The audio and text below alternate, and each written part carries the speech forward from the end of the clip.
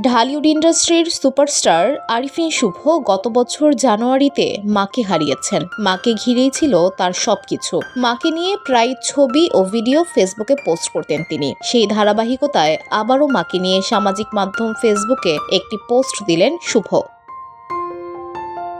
শুক্রবার মাকে নিয়ে পোস্ট দিয়ে আরিফিন শুভ লিখেছেন, ডিসেম্বর মাস থেকে হঠাৎ কাজের মধ্যেই মাথায় আসতো যে ২৪ জানুয়ারি আবার ফিরে আসছে। সময় বড়ই স্বার্থপর। একটা দিন গুনতাম আর নিজের অজান্তে ভাবতাম, আমি কি কোথাও ভুল করছি সময়ের হিসাব করতে, নাকি আসলেই ১ বছর হয়ে গেছে।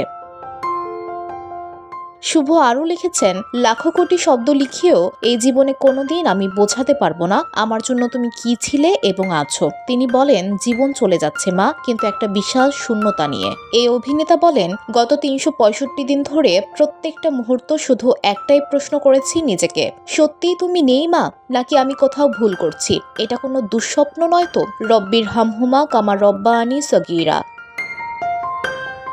উল্লেখ্য, ২০১৭ সাল থেকে সিজোফ্রেনিয়া রোগে ভুগছিলেন শুভর মা খাইরুন নাহার। প্রায় ৮ বছর ধরে শুভর ঢাকার বাসাতেই থাকতেন তিনি। এছাড়া বার্ধক্যজনিত আরও নানান সমস্যা ছিল তার। গত বছর ২৪ জানুয়ারি মারা যান Khairun Nahar. VOD Bangla news desk.